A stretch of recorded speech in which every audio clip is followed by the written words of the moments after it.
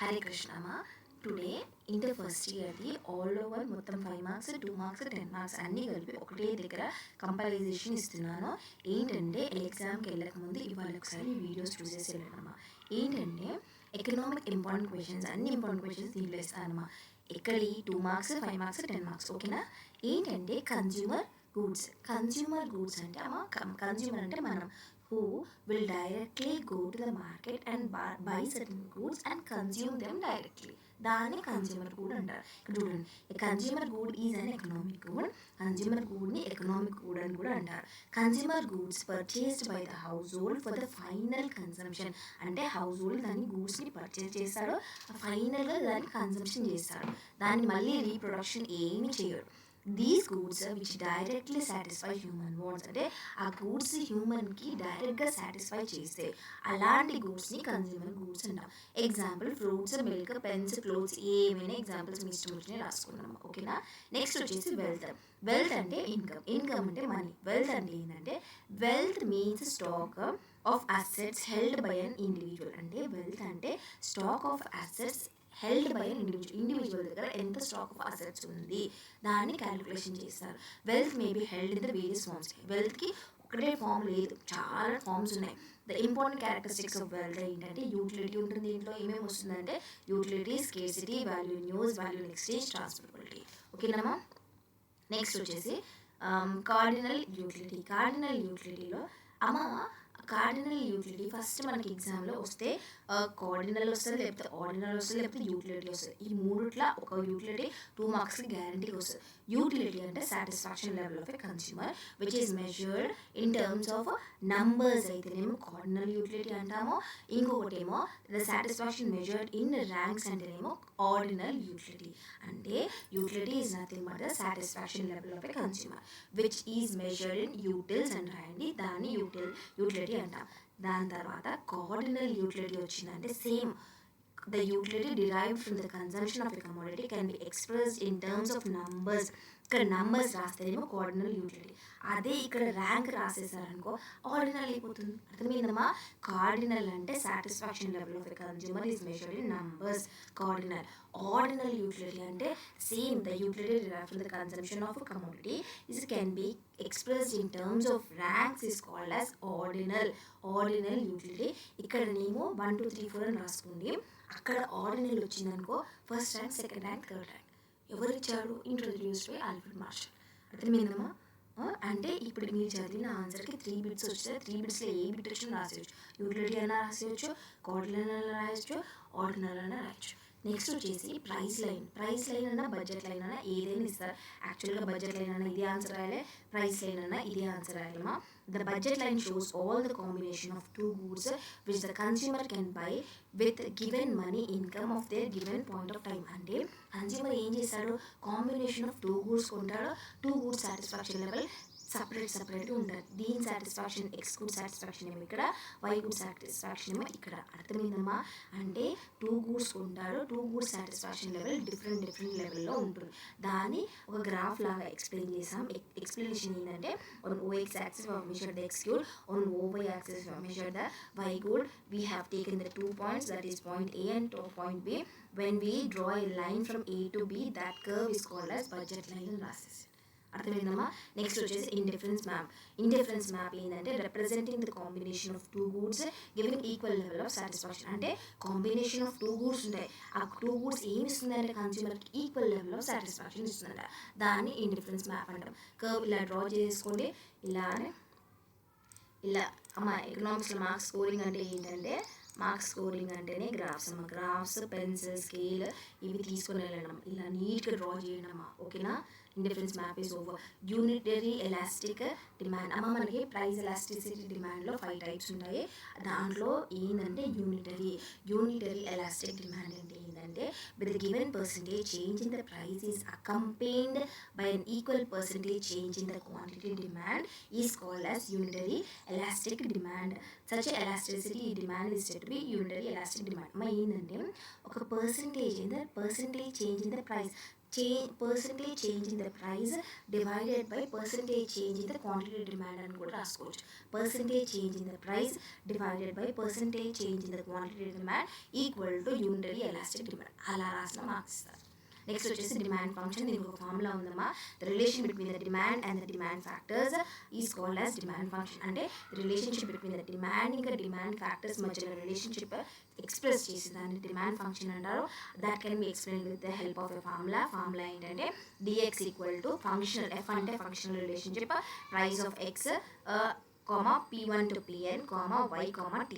దీని ఏంటంటే డిఎక్స్ అంటే డిమాండ్ ఫర్ గుడ్ ఎక్స్ తీసుకున్నాం కాబట్టి గుడ్ ఎక్స్ అంటే మీరు కోల్గేట్ తీసుకున్నారు అనుకో, ఇక్కడ ఎక్స్ రాయకుండా కోల్గేట్ రాసుకోండి మీ ఇష్టం. అంటే ఎక్స్ తీసుకున్నాం మనం. ఇక్కడ పిఎక్స్ అంటే ప్రైస్ అమ్మా. పిఎక్స్ అంటే ప్రైస్ ఆఫ్ ఎక్స్ కూడా. అంటే ఇక్కడ మనం ఫస్ట్ డిఎక్స్ తీసుకున్నాం కదా కాబట్టి ప్రైస్ ఆఫ్ ఎక్స్. ఒకవేళ ఇక్కడ కోల్గేట్ తీసుకున్నాం అనుకో, ప్రైస్ ఆఫ్ కోల్గేట్ రాసుకోవాలి. అలానే ఎన్ని గూడ్స్ ఉన్నాయి, P1 నుంచి Pn ఎన్ని ఉన్నాయి, ఎన్ని గూడ్స్, కోల్గేట్, క్లోజర్, పెప్సోడెంట్, ఇంకేమేమి ఉన్నాయి అన్నీ ఉన్నాయి అనుకో, టిల్ ఎన్ అంటే ప్రైస్ ఆఫ్ ఎక్స్ కమోడిటీ. తర్వాత till P1 to Pn the prices of substitutes and complementary. అంటే substitute goods అంటే in place of this we are going to shift for the another commodity, that is substitute. in place of this we are shifting to other. అంటే tea లేదనుకో, tea ప్లేస్లో ఏమొస్తుంది, coffee. Complementary అనుకో, construction of building చేయాలనుకోమా, మనకి complementary ఏంటి, cement, bricks, iron, steel, ఇవన్నీ complementary. ఇవి లేకుండా మనం బిల్డింగ్ కన్స్ట్రక్ట్ చేయొచ్చా, చేయలేదు. అది కాంప్లిమెంటరీస్. తర్వాత వై అంటే ఏంటంటే income of the consumer, t అంటే taste of the consumer, f అంటే ఫంక్షనల్ రిలేషన్షిప్. అర్థమైందమ్మా. ఫార్ములా రాయండి, you can score 2 marks. Production function అంటే ఏంటంటే production function represent the functional relationship between the quantities of inputs and the output produced is called as production function. అంటే ఇది ఏం చేస్తుందంటే relationship between the inputs and outputs, quantities of inputs ఎంత ఉంది, quantities of output ఎంత ఉందో క్లియర్గా explain చేసేదాన్ని ప్రొడక్షన్ ఫంక్షన్ అంటాం. మనకి 4 ఫ్యాక్టర్స్ ఆఫ్ ప్రొడక్షన్స్ ఉంటాయి. That can be 4 factors of production ఏంటంటే ల్యాండ్, లేబర్, క్యాపిటల్, ఆర్గనైజేషన్ అమ్మా. ఇక్కడ ఫార్ములా ఏంటంటే QX equal to f into n, l, c, O, T. N అంటే QX అంటే quantity of x commodity. Same పై లాగానే x అంటే ఏదైనా కమోడిటీ ఉండొచ్చు, quantity of x commodity. N అంటే ల్యాండ్, L అంటే లేబర్, C అంటే క్యాపిటల్, O అంటే ఆర్గనైజేషన్, T అంటే టెక్నాలజీ. ఓకేనమ్మా. నెక్స్ట్ ఆపర్చునిటీ కాస్ట్ అమ్మా. ఇది వచ్చే ఛాన్సెస్ చాలా ఎక్కువ ఉంటుందమ్మా. ఏంటంటే ఆపర్చునిటీ కాస్ట్ అంటే it is called as alternative cost are economic cost. Opportunity cost is the next best alternative use of the factors of production.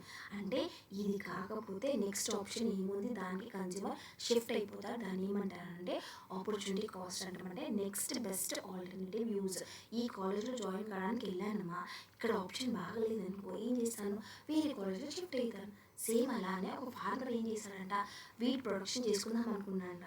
కానీ వీట్ ప్లేస్లో మనం instead of wheat we will grow the rice అనుకున్నాడు. అంటే best option wheat కాదంట. ఆ particular time of పీరియడ్లో wheat production కన్నా rice ప్రొడక్షన్కి డిమాండ్ ఎక్కువ ఉందనుకో, రైస్ ప్రొడక్షన్ చేస్తున్నాడు. అంటే next best alternative use from the factors of production. Already చెప్పాను ఫ్యాక్టర్స్ ఆఫ్ ప్రొడక్షన్ ఎన్ని ఉన్నాయి, 4 ఉన్నాయి.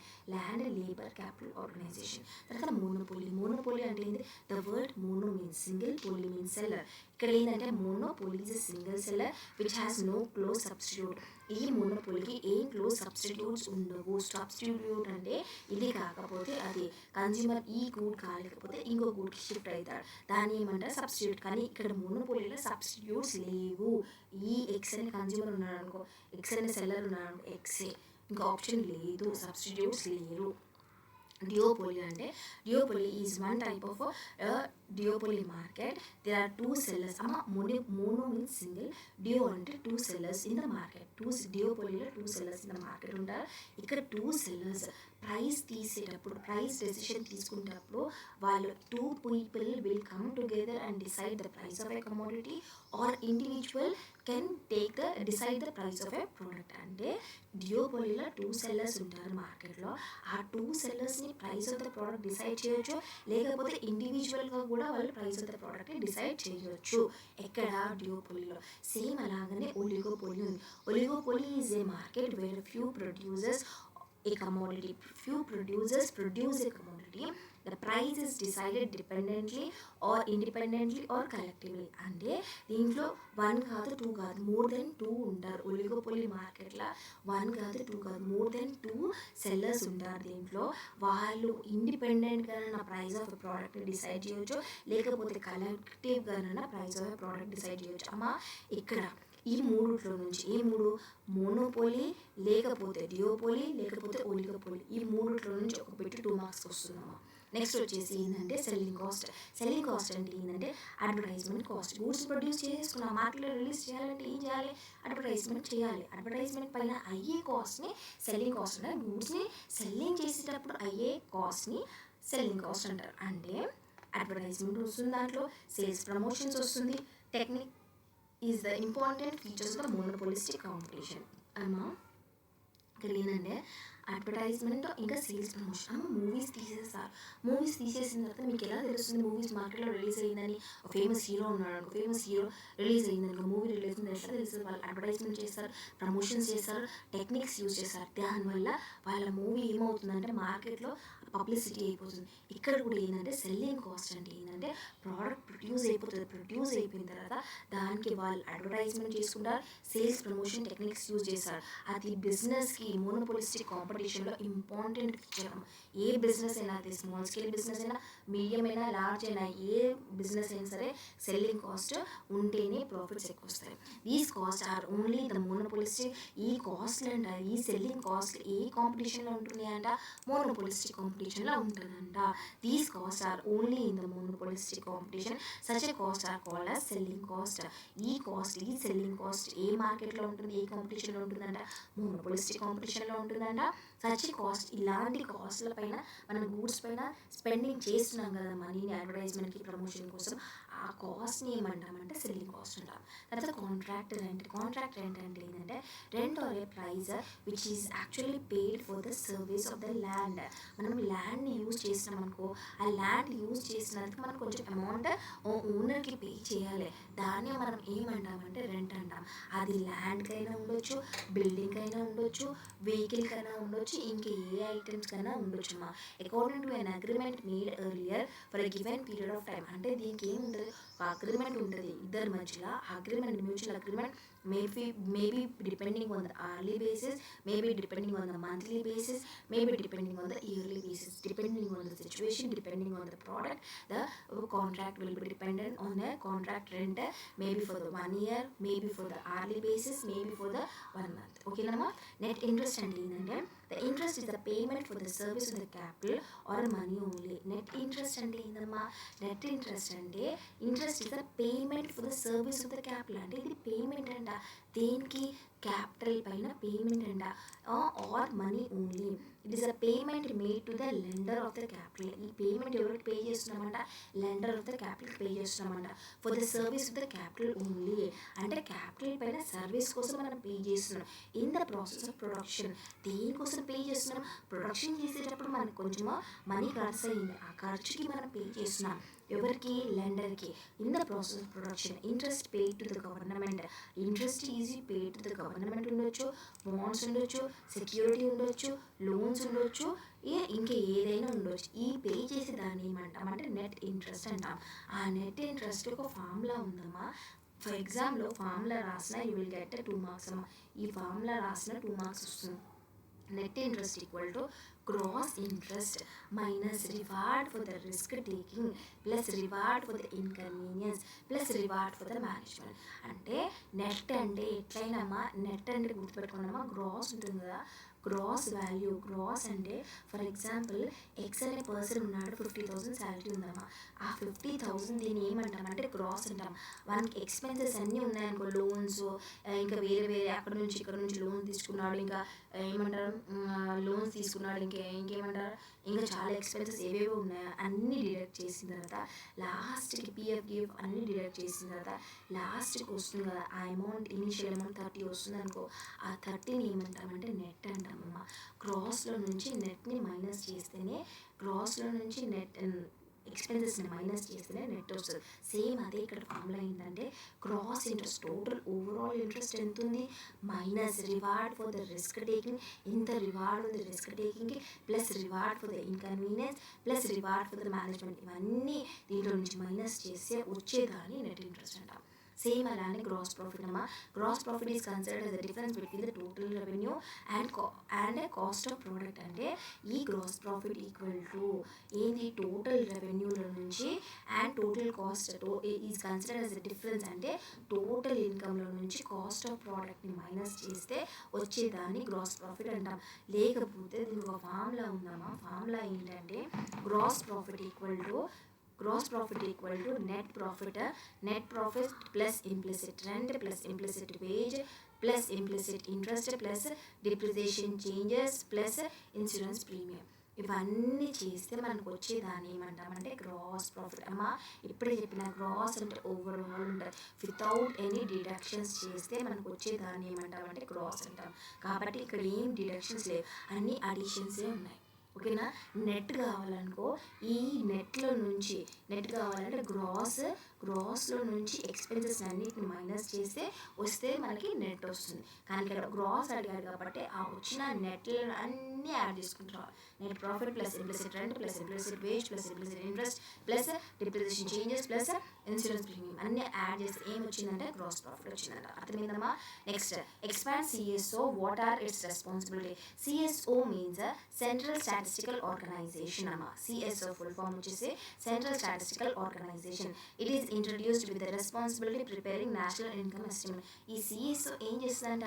నేషనల్ ఇన్కమ్ ఎస్టిమేట్స్ ప్రిపేర్ చేస్తుందంట. అర్థమైందమ్మా. సిఎస్ఓ ఫుల్ ఫామ్ వచ్చేసి సెంట్రల్ స్టాటిస్టికల్ ఆర్గనైజేషన్. ఇది ఏం చేస్తుందంట? దీనికి ఒక రెస్పాన్సిబిలిటీ ఇచ్చిందంట. ఏమి responsibility? National income estimates prepare చేయమని చెప్పారు. అంతే, ఇంకేం లేదమ్మా. గ్రాస్ డొమెస్టిక్ ప్రోడక్ట్ అంటే జీడిపి అంటాం. దీని షార్ట్ ఫామ్ ఏంటంటే జీడిపి. ఫార్ములా రాసినా you will get the marks అమ్మా. ఈ ఫార్ములా రాసిన మార్క్స్ వస్తాయి. ఏంటంటే income generated from the factors of production. అంటే ఇన్కమ్ వచ్చిందంట ఏ ఫ్యాక్టర్స్ నుంచి? ఫ్యాక్టర్స్ ఆఫ్ ప్రొడక్షన్ నుంచి వచ్చింది. With in the country from its own resources is called as gross domestic product. అంటే కంట్రీ లోపల ఫ్యాక్టర్స్ ఆఫ్ ప్రొడక్షన్ యూజ్ చేసి మనకు వచ్చే ఇన్కమ్ని, ఓన్ రిసోర్స్ యూజ్ చేసి వచ్చే ఇన్కమ్ని ఏమంటామంటే గ్రాస్ డొమెస్టిక్ ప్రోడక్ట్. డొమెస్టిక్ అంటే కంట్రీ లోపల మనకి 4 ఫ్యాక్టర్స్ ఆఫ్ ప్రొడక్షన్ ఉంది: ల్యాండ్, లేబర్, క్యాపిటల్, ఆర్గనైజేషన్. ఆ 4 ఫ్యాక్టర్స్ నుంచి వచ్చే ఇన్కమ్ని అన్ని యాడ్ టుగెదర్ చేస్తే వచ్చేదాన్ని ఏమంటామంటే గ్రాస్ డొమెస్టిక్ ప్రోడక్ట్ అంటాం. దానికి ఫార్ములా ఏంటంటే gross domestic product equal to gross national product minus ఏంటంటే net income earned from the abroad. అమ్మ డొమెస్టిక్ అన్నాడు కాబట్టి ఫారెన్ ఇన్కమ్ని మైనస్ చేస్తున్నాం. అర్థమైందమ్మా. Next Say's law. అంటే సేస్ లా ఏంటంటే this law is basis for the classical theory of output and employment. అంటే ఈ సేస్ లా ఏంటంటే మనం క్లాసికల్ థియరీ ఆఫ్ ఎంప్లాయ్మెంట్లో first point goods in the market ఉంది కదమ్మా, దాంట్లో ఉంది ఇది. అక్కడ ఏం చెప్పామంటే క్లాసికల్ థియరీ ఆఫ్ ఎంప్లాయ్మెంట్లో సేస్ లా వస్తుంది. దిస్ ఏంటంటే ఇది ఎందుకు సేల్స్ లా అంటే జేబీసీ దానికి ఇచ్చాడు కాబట్టి సేల్స్ లా అంటాం. This law is basis for the classical theory of output and employment. అంటే ఇది బేసిస్ అంట దేనికి? Classical theory of income and output employment కోసం. ఎవరు ఇచ్చారు దీన్ని అంటే according to the JBC supply creates own demand. ఈ సేల్స్ లా జేబీసీ ఏం చెప్పిందంటే supply will create own demand. Supply create చేస్తుందంటే డిమాండ్ క్రియేట్ చేయదంటే సప్లై క్రియేట్స్ ఓన్ డిమాండ్ అంట. ఓకేనమ్మా. And increase in the production automatically leads to an increase in the money income of the factors of production. అంటే ఏం చెప్పాడంటే ఒకవేళ production increase అయిందనుకో automatically దానివల్ల ఏమవుతుంది? మనీ ఇన్కమ్ ఇంక్రీజ్ అవుతుంది. ప్రొడక్షన్ ఇంక్రీజ్ అయిందనుకో ఇన్కమ్ ఇంక్రీజ్ అవుతుంది. Income of the factors of production కూడా ఇంక్రీజ్ అవుతుంది. ఎప్పుడైతే ప్రొడక్షన్ ఇంక్రీజ్ అయిందనుకో అమ్మా ఆటోమేటిక్ ప్రొడక్షన్ ఇంక్రీజ్ అయిందంటే మనీ ఇంక్రీజ్ అవుతుంది. ఆ మనీ దేనివల్ల ఇంక్రీజ్ అవుతుంది? ఫ్యాక్టర్స్ ఆఫ్ ప్రొడక్షన్ వల్ల ఇంక్రీజ్ అవుతుంది. బడ్జెట్ అంటే ఏంటంటే మనకి దీంట్లో లేదమ్మా. దీంట్లో ఇండియన్ కాన్స్టిట్యూషన్లో మన బుక్లో దీంట్లో బడ్జెట్ అనే వర్డ్ లేదు. యాన్యువల్ ఫైనాన్షియల్ స్టేట్మెంట్ అని ఉందమ్మా. Budget is an annual financial statement estimated receipts of the estimated expenditure of the government issuing financial year. అమ్మా మనకి ఇండియన్ కాన్స్టిట్యూషన్లో మనకి బడ్జెట్ అనే వర్డ్ లేదు. యాన్యువల్ ఫైనాన్షియల్ స్టేట్మెంట్ అని ఉంటుంది. అది ఎక్కడ చెప్పారంటే 112 ఆర్టికల్లో ఉందమ్మా. అయితే బడ్జెట్ అంటే ఏంటంటే గవర్నమెంట్ది రిసిప్ట్స్ ఎంత ఉంది, ఎక్స్పెండిచర్ ఎంత ఉంది, దేనిది గవర్నమెంట్ది ఆ ఫైనాన్షియల్ ఇయర్లో గవర్నమెంట్ రిసిప్ట్స్ ఎంత, పేమెంట్స్ ఎంత, ఎక్స్పెండిచర్ ఎంత రికార్డ్ చేసేదాన్ని బడ్జెట్ అంటాం. మదర్కి ఫర్దర్ ఎర్నింగ్ చేశాడనుకో, మంత్లీ ఎంతో 50,000 ఎర్న్ చేశాడనుకో, ఆ 50,000 తీసుకొచ్చి మదర్కి ఇస్తే ఆ మదర్ ఏం చేస్తుందంటే బడ్జెట్ ఇస్తుంది. ఆ మంత్లీ ఎన్ని ఇన్కమ్ ఉంది, టోటల్ ఇన్కమ్ ఎంత ఉంది, ఎక్స్పెన్సెస్ ఎంత ఉంది, తర్వాత ఆ ప్రాసెస్ని ఏమంటామంటే బడ్జెట్. ఇంత ఇన్కమ్ ఉంది, ఇంత ఎక్స్పెండిచర్ ఉంది, ఎంత మిగులుతుందో దాన్ని సర్ప్లస్ అంటాం. మిగిలిందనుకో, ప్లస్ ఉందనుకో దాన్ని ఏమంటామంటే సర్ప్లస్. ఒకవేళ మిగిలిలేదనుకో దాన్ని డెఫిసిట్ అంటాం. ఓకేనమ్మా. బడ్జెట్ మన ఇండియన్ కాన్స్టిట్యూషన్లో లేదు. యాన్యువల్ ఫైనాన్షియల్ స్టేట్మెంట్ అని ఉంది. దీంట్లో ఉంది, ఆర్టికల్ 112లో ఉంది. ఓకేనా. ఆ బడ్జెట్ అంటే ఏంటంటే all the receipts and expenditure of the government for the financial year. మనము ఇక్కడ మేము మంత్ కోసం మాట్లాడడం, ఫ్యామిలీ కాబట్టి, మన కంట్రీ కోసం మాట్లాడుతున్నాం కాబట్టి అది ఫైనాన్షియల్ ఇయర్ కోసం ఉంటున్నాం. ఓకేనా. Types of budget 3 types of budgets ఉంటాయి. Deficit budget, surplus budget, balanced budget, 3 types of budgets. ఓకేనమ్మా. నెక్స్ట్ వచ్చేసి GST అంటే ఏంటంటే goods and service tax. Goods and service tax is indirect tax which has replaced many indirect tax. అంటే first మనకి value added tax ఉండే, wealth tax ఉండే, sales tax ఉండే, excise tax ఉండే, అవన్నీ మస్తు వెరైటీస్ ఆఫ్ ట్యాక్సెస్ ఉండే. అవన్నీ ఒక దగ్గర కంపెయిన్ చేసి దాని పేరు ఏం పెట్టారంటే గూడ్స్ అండ్ సర్వీస్ ట్యాక్స్ పెట్టారు. ఆ గూడ్స్ అండ్ సర్వీస్ ట్యాక్స్ ఎప్పుడు వచ్చిందంటే మార్కెట్లో కంటే goods and service tax was passed in the parliament on 29th March 2017. ఇది ఎప్పుడు పాస్ అయిందంటే బిల్ పార్లమెంట్లో 29th March 2017. The act came in to force on 1st July 2017. ఇది ఎప్పుడు ఇంప్లిమెంట్ మార్కెట్లో రిలీజ్ అయింది, ఎప్పుడు పార్లమెంట్లో యాక్ట్ పాస్ అయింది 29th March 2017కి. కానీ యాక్చువల్గా మార్కెట్లో ఎప్పుడు వచ్చింది ఇది 1st July 2017. ఓకేనమ్మా. Goods and service tax replacement of other previous taxes. Barter system అంటే exchange system. Exchange of goods in place good. X good y good అంటే ఈ గూడ్కి వీడి చేసుకుంటే ఈ గూడ్కి వీడి చేసుకుంటాడు. అంటే ఎక్స్ దగ్గర ఉన్న గూడ్స్కి వైకి ఇస్తే వై దగ్గర ఉన్న గూడ్స్ని ఎక్స్చేంజ్కి ఇస్తారు. దాన్ని barter system. Exchange of good in place of good అంటే this system is commodity was exchange for another commodity. అంటే ఈ కమోడిటీతో ఎక్స్చేంజ్ చేయాలి in place of money. Money లేదు కాబట్టి ఆ టైంలో మనం ఏం యూజ్ చేసాం, బార్టర్ సిస్టమ్ యూజ్ చేస్తాం. Exchange of goods for the goods is called as barter system. Exchange of good for the good is called as barter system. They use the exchange of commodity among themselves. అంటే వీళ్ళు వాళ్ళ own commodity community ఉంటుందా, కమ్యూనిటీలోనే వాళ్ళు ఏం చేసేవాళ్ళు అంటే exchange చేసుకుంటున్నారు. For example producer ఏది a person produce a paddy used to exchange for exchange అంటే exchange of x good. For example అమ్మా నేను ఆల్రెడీ ఏం ఇచ్చాను ఎగ్జాంపుల్. ఒక దగ్గర గోట్ ఉంది, ఒక దగ్గర రైస్ ఉంది. వీనికి గోట్ని సెల్ చేస్తే వీనికి రైస్ని సెల్ చేస్తారు. అంతే. ఆ ప్రాసెస్ని బార్టర్ సిస్టమ్ అంటారు. క్లియరెన్స్ హౌస్ అంటే ఇది RBI clears all the cheques to settle the inter bank transactions. అంటే ఆర్బీఐ ఏం చేస్తుందంటే క్లియర్ చేస్తుందంటే చెక్స్ని, settle the inter bank transactions. Bank మధ్యలో ఇంటర్ బ్యాంక్ ట్రాన్సాక్షన్స్ని క్లియర్ చేయడానికి ఆర్బీఐ ఏం చేస్తుందంటే చెక్స్ని క్లియర్ చేస్తుంది. Making appropriates in the accounts of the commercial banks for the purpose of reserve bank establish clearing house at different places. ఈ మన clear houses ఒక పర్టికులర్ ప్లేస్లోనే లేదు. ఫస్ట్ స్టార్టింగ్లో కొన్ని ప్లేసెస్లో ఉండే, ఇప్పుడు మ్యాక్సిమం నెంబర్ ఆఫ్ ప్లేసెస్కి ఈ క్లియరెన్స్ హౌసెస్ వచ్చేసాయి ఇప్పుడు ఆర్బీఐ గైడెన్స్లో. ఓకేనమ్మా. క్లియరెన్స్ హౌస్ అంటే ఆర్బీఐ ఏం చేస్తుందంటే ఇంటర్ బ్యాంక్ డిస్ప్యూట్స్ అయినా ఈవెన్ ట్రాన్సాక్షన్స్ అయినా క్లియర్ చేయడానికి చెక్స్ సెటిల్ చేసి క్లియర్ చేస్తుంది. దానికి ఏంటంటే రిజర్వ్ బ్యాంక్ క్లియరెన్స్ హౌసెస్ని పెట్టాయి. ఫస్ట్ కొన్ని ప్లేసెస్లో పెట్టాయి, ఇప్పుడు చాలా ప్లేసెస్లో మనకు క్లియరెన్స్ హౌసెస్ ఉన్నాయి. కరెన్సీ అంటే ఏంది? Currency is a form in which money is circulated in the economy or includes coins and currency notes. ఇదేంటే ఆ మనీని ఆ పర్టికులర్ ఎకానమీ లోపల, మన దగ్గర ఇప్పుడు రూపీస్ ఉందమ్మా, ఆ రూపీస్ ఓన్లీ ఇండియాలోనే వ్యాలిడ్. ఇది మన యూఎస్లో తీసుకెళ్ళి ఆ రూపీస్ని తీసుకెళ్ళి అక్కడ బయింగ్ అండ్ సెల్లింగ్ చేస్తామంటే అది పాసిబుల్ కాదు. ఎందుకు? అమెరికాలో వాళ్ళు ఏం యూజ్ చేశారు? డాలర్స్ యూజ్ చేశారు. కాబట్టి అమెరికాలో డాలర్స్ ఆ కంట్రీ కరెన్సీ. అది ఈ కంట్రీ మన ఇండియన్ కరెన్సీ ఏంటంటే రూపీస్. ఆ ఎకానమీ లోపలనే ఆ మనీ సర్క్యులేషన్ అవుతుంది. ఆ కరెన్సీ దేంట్లో ఉంటుందంట, ఉండే కాయిన్స్లో ఉంటుందంట, ఉండే నోట్స్లో ఉంటుందంట. ఓకేనమ్మా. నెక్స్ట్ వచ్చేసి పై డయాగ్రామ్. పై డయాగ్రామ్ అంటే ఏంటంటే it is also a component diagram. It is also called as pie chart. అంటే దీన్ని ఏమని అంటాం, కాంపనెంట్ డయాగ్రామ్ అంటాం, లేకపోతే పై చార్ట్ అంటాం. The circle is divided into so many parts. అంటే ఈ సర్కిల్కి మనం ఎన్ని పార్ట్స్ కావాలంటే అన్ని పార్ట్స్ లాగా డివైడ్ చేసుకోవచ్చు. These components drawing straight lines. అంటే ఎన్ని కావాలంటే అన్ని డ్రా చేసుకో స్ట్రేట్ లైన్స్తో ఫ్రమ్ ద సెంటర్. అంటే centre or to the circumference. Centre నుంచి సర్కంఫరెన్స్ వరకు ఎన్ని లైన్స్ కావాలంటే డిపెండింగ్ ఆన్ సిచ్యువేషన్ అన్ని డ్రా చేసుకోవచ్చు. ఇంకొకటి ఈ pie diagram is very important for the 2 marks అమ్మా. ఇది సర్కిల్ ఎన్ని డిగ్రీస్ ఉంటుంది అంటే 360 డిగ్రీస్ ఉంటుంది అన్నమాట. మీరు తీసుకునే వాల్యూస్ ఏవైనా తీసుకోండి. ఇక్కడ 91, 19, 46, 59, 137 రాశాను. 100, 100, 100, 30, 30. అంటే టోటల్ మీరు యాడ్ చేస్తే ఎంత రావాలంటే 360 రావాలన్నమాట. ఓకేనా. నెక్స్ట్ వచ్చేసి concept of mode. Mode is the most frequently observed value in the data observation with the highest frequency is called mode of the data. ఏంటంటే mode is the most frequently observe. Mode అంటే maximum ఒక number ఉందనుకో, మీకు ఒక example ఉంది. Problem ఏంటి, 600, 600, 400, 480, 480, 520, 520 అట్లా ఉంది. ఏ నెంబర్ అయితే maximum number of times repeat అవుతుందో దాన్నే మోడ్ అంటామమ్మ. అది గుర్తుపెట్టుకోండి. ఏదైనా value maximum number of times repeat అవుతుందో దాన్నే మోడ్ అంటాం. మోడ్ ఈస్ మోస్ట్ ఫ్రీక్వెంట్గా అబ్జర్వ్ చేస్తున్నాం value of the data which is highest frequency. ఇంకా ఏముంది, హైయెస్ట్ నెంబర్ ఆఫ్ టైమ్స్ వస్తుందో దాన్ని మోడ్ అంటాం. Mode is defined as the value of a series which occurs most frequently. చాలా ఎక్కువ సార్లు అక్కర్ అయ్యే దాన్ని మోడ్ అంటాం. తర్వాత మీడియన్ ఒక ప్రాబ్లం ఇచ్చాడమ్మా. 5, 7, 7, 8, 9, 10, 12, 15, 21.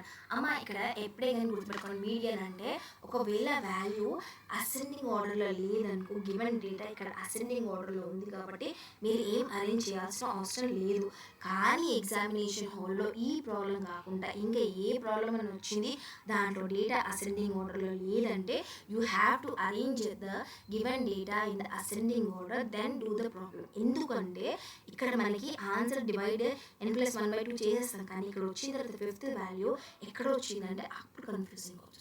అది కావద్దంటే ఫస్ట్ మీడియన్ ప్రాబ్లం ఇచ్చారా, ఫస్ట్ ఇచ్చినప్పుడు ఆ డేటా అసెండింగ్ ఆర్డర్లో ఉందా లేదా చూసుకోండి. ఉందంటే మళ్ళీ మీరు ఏం అరేంజ్ చేయాల్సిన అవసరం లేదు. ఆ ఉన్న ఇన్ఫర్మేషన్ అలానే రాసేసుకుని అక్కడ ఏం పెట్టుకోండి అంటే మీడియన్ ఈక్వల్ టు n+1/2 అనే ఫార్ములా రాసేసి ఆ n అంటే ఫస్ట్ అవన్నీ కౌంట్ చేసుకోండి. ఎన్ని ఉన్నాయమ్మా ఇక్కడ, n అంటే 1, 2, 3, 4, 5, 6, 7, 8, 9. కాబట్టి మన n ఎంత అంటే ఇక్కడ రాసుకున్నాం ఎగ్జామినేషన్ హాల్లో, n equal to 9. n equal to 9 వచ్చినప్పుడు ఫార్ములా ఏంటి, మీడియన్ ఈక్వల్ టు n+1/2 అంటే 9 + 1/2. 9 + 1/2 ఎంత వస్తుందమ్మా, 9 + 1/2 ఈజ్ 10. కానీ 10 డివైడెడ్ బై 2 చేస్తే ఎంత వస్తుందంటే 2 1s are 2, 2 5s are 10. Answer ఏంది 5 కాదు. ఇది ఏంది 5 అంటే 5th పొజిషన్లో ఉన్నాం మనం. ఆ 5th పొజిషన్ ఎక్కడ వచ్చింది, 1, 2, 3, 4, 5. అయితే దేర్ఫోర్ మీడియన్ ఈక్వల్ టు 9 అని రాయాలమ్మా. Median equal to 9. Median is not 5 అమ్మా, మీడియన్ ఈజ్ 9. అయిపోయింది. ఇది రాస్తే యూ విల్ గెట్ 2 మార్క్స్ అమ్మా. ఓకేనా. మనకి ఇన్ఫ్లేషన్ అన్న ఆన్సర్ 5 మార్క్స్ కూడా ఉంది. అక్కడ చెప్తాను ఏంటంటే inflation is situation with sudden rise in the general price level. అంటే ప్రైస్ లెవెల్ సడన్గా రైజ్ అయ్యిందనుకో దాన్ని ఇన్ఫ్లేషన్. రైజ్ అంటే ఇంక్రీజ్ అమ్మా, రైజ్ అంటే ఇంక్రీజ్ గుర్తుపెట్టుకోండి అమ్మా. సడన్గా ప్రైస్ లెవెల్ ఇంక్రీజ్ అయ్యిందనుకో, ప్రైస్ ఆఫ్ కమోడిటీ సడన్గా ఇంక్రీజ్ అయ్యిందనుకో దాన్ని ఇన్ఫ్లేషన్ అంటాం. ఇన్ఫ్లేషన్స్ మనకి ఎన్ని టైప్స్ అంటే 6 టైప్స్. మెయిన్ టైప్స్ 4, తర్వాత ఇంకా 2 టైప్స్ ఉన్నాయి. ఏంటంటే creeping inflation, walking inflation, running inflation, galloping inflation, demand pull inflation, cost push inflation. మళ్ళీ 5 మార్క్స్ ఆన్సర్లో క్లియర్గా ఎక్స్ప్లెయిన్ చేస్తాను. ఓకేనా. నెక్స్ట్ నెట్ బ్యాంకింగ్ అంటే ఏంటంటే ఇంటర్నెట్ యూజ్ చేసి బ్యాంకింగ్ చేసేదాన్ని ఇంటర్నెట్ బ్యాంకింగ్ అంటారు. అంతే. నెట్ బ్యాంకింగ్, ఇంటర్నెట్ అన్నా నెట్ అన్నా ఒకటేమా. Net banking is called as internet banking or online banking. This is the process of conducting the banking transactions over a internet. అంటే మనం Google pay, PhonePe, Paytm చేస్తున్నాం. ఏం చేస్తున్నాము, మనం ఇంటర్నెట్ యూజ్ చేసి banking transactions buying and selling చేస్తున్నాం కాబట్టి దాన్ని ఏమంటాం, ఇంటర్నెట్ బ్యాంకింగ్. ఎగ్జామ్లో రాసుకుంటామా ఏమని, సెకండ్ ఇయర్గా ఎకనామిక్స్ అయినా ఫస్ట్ ఇయర్ ఎకనామిక్స్ అయినా ఎంత మీరు జనరల్ లెవెల్లో మన సొసైటీ లెవెల్లో ఎంత రిలేట్ చేసి రాస్తే అంత మార్క్స్ ఎక్కువ వస్తాయి. అంటే వీళ్ళు paper correction only bookish value కాకుండా జనరల్గా కూడా దీన్ని రిలేట్ చేస్తున్నారు కాబట్టి ఎక్కువ మార్క్స్ వచ్చే ఛాన్సెస్ ఉంటాయి. viewing the bank statement, the statement of bank accounts online comes under the different the definition of banking. అంటే మనకు ఒక స్టేట్మెంట్ కావాలనుకో బ్యాంక్లో లైన్లో నిల్చోవాల్సిన అవసరం లేదు, డైరెక్ట్గా ఇంట్లో కూర్చొని మన స్టేట్మెంట్ బ్యాంక్ అకౌంట్ స్టేట్మెంట్ ఆన్లైన్లో తీసేసుకోవచ్చు ఇంట్లో కూర్చొని. ఎఫెక్టివ్ బ్యాంకింగ్ అమ్మ మనకి ఎఫెక్టివ్ బ్యాంకింగ్ ఉంటుంది. Effective banking is determines the point way aggregate demand price is equal to aggregate supply. అంటే ఒక ప్రాబ్లం ఉంటుంది ఇలా కీడీసీ థియరీ ఆఫ్ ఎంప్లాయ్మెంట్లో effective demand equal to combination of ఏంటి one is aggregate demand and aggregate supply. Aggregate demand ఇంకా aggregate supply ఇంకా కలిపితే ఏమొస్తుందంటే effective demand వస్తుంది. అర్థమైందా? that can be explained with the help of a diagram. that is on x-axis we have taken the level of employment, ikkadeemo on the y-axis we have taken the aggregate demand and aggregate supply. Here the demand curve is moving upwards from left to right. Here again it is crossing upward. This is aggregate supply. The aggregate supply ఇదేమో aggregate demand అమ్మ. ఇది aggregate demand వస్తుంది. ఆ intersection point of aggregate demand and aggregate supply is a point E. అంతే ఏం వస్తుంది. Next వచ్చేసి ఇది ఉందమ్మా, ఏంది ఇది 2 మార్క్స్ ఆన్సర్స్ అన్నీ అయిపోయాయి. ఏమైనా డౌట్స్ ఉంటే you comment me in the comment section అమ్మా, ఓకేనా? ఇప్పుడు 5 మార్క్స్ ఆన్సర్కి వద్దాము. ఒక 2 minutes బ్రేక్ తీసుకొని again I will start the 5 marks series, ఓకేనమ్మా?